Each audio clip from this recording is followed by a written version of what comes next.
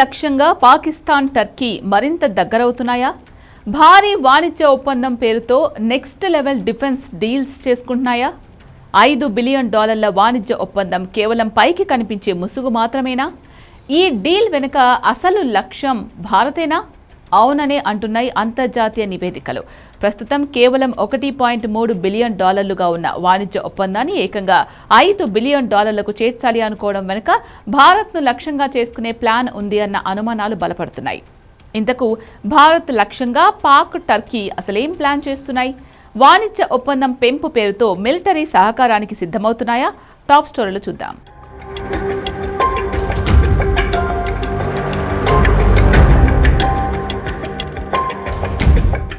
పాకిస్తాన్ ప్రధాని షరీఫ్ టర్కీ పర్యటన కేవలం రొటీన్ దౌత్య పర్యటన కాదు. దీని వెనుక భారత్ను లక్ష్యం చేసుకునే కుట్రలున్నాయి.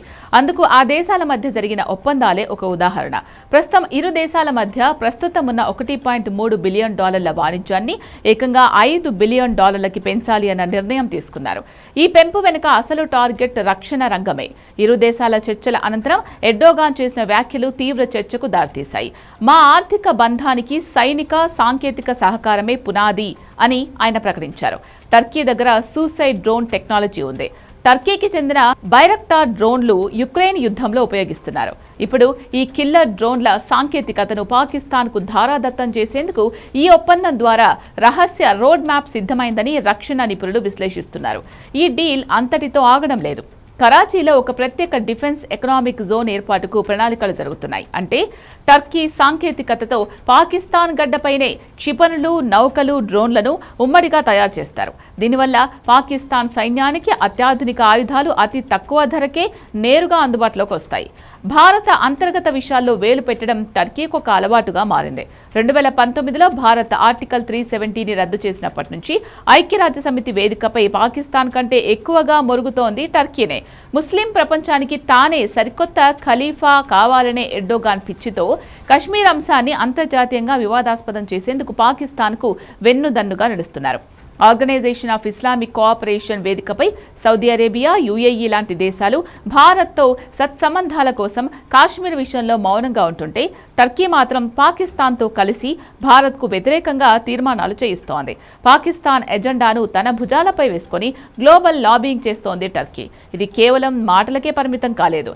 గతేడాది ఆపరేషన్ సింధు టైంలో భారత సరిహద్దు పోస్టులపై నిఘా పెట్టేందుకు పాకిస్తాన్ ఆర్మీ టర్కీ డ్రోన్లను వాడినట్లు ఇంటెలిజెన్స్ వర్గాలు నిర్ధారించాయి. పంజాబ్, కశ్మీర్ సరిహద్దుల్లోకి డ్రగ్స్, ఆయుధాల సరఫరాకు కూడా టర్కీ డ్రోన్ల సహాయం తీసుకుంటున్నారు అనేది ఓపెన్ సీక్రెట్. అయితే ఈ కుట్రలను భారత్ ఎప్పుడో పసిగట్టింది. టర్కీకి చెక్ పెట్టే వ్యూహాలను తెరపైకి తెచ్చింది.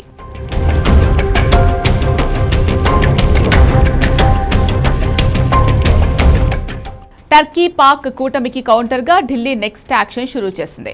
భారత్ శత్రువులతో చేతులు కలుపుతున్న అంకారాకు దాని శత్రువులతోనే చెక్ పెట్టే ప్రయత్నాలు చేస్తోంది.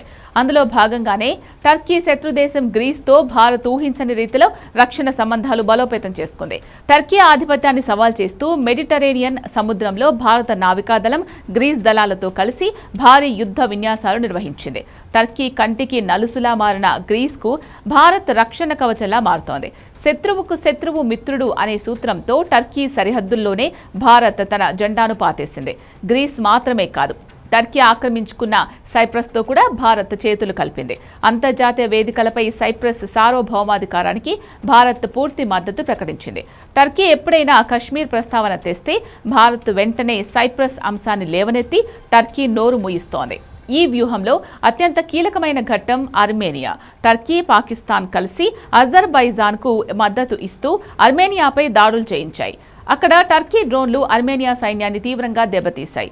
ఈ తరుణంలో ఆర్మేనియా భారత్ను సహాయం కోరింది. భారత్ ఏమాత్రం ఆలస్యం చేయకుండా స్వదేశీ సాంకేతికతతో తయారైన పినాకా మల్టీ బ్యారెల్ రాకెట్ లాంచర్లు, యాంటీ డ్రోన్ వ్యవస్థలు, అత్యాధునిక రాడార్లను $100 బిలియన్ ఒప్పందంతో ఆర్మేనియాకు సరఫరా చేసింది. సీన్ కట్ చేస్తే ఆర్మేనియా సరిహద్దుల్లో భారత ఆయుధాలు గర్జిస్తూ టర్కీ, పాక్ కూటమి ఆయుధాలను ముక్కలు ముక్కలు చేస్తున్నాయి. ఇది టర్కీ సైనిక అహంకారానికి భారత్ ఇచ్చిన చెంపదెబ్బ. భారత్ లక్ష్యంగా టర్కీ ఏమాత్రం తోక జాడించినా ఇదే సీన్ రిపీట్ అవుతుంది.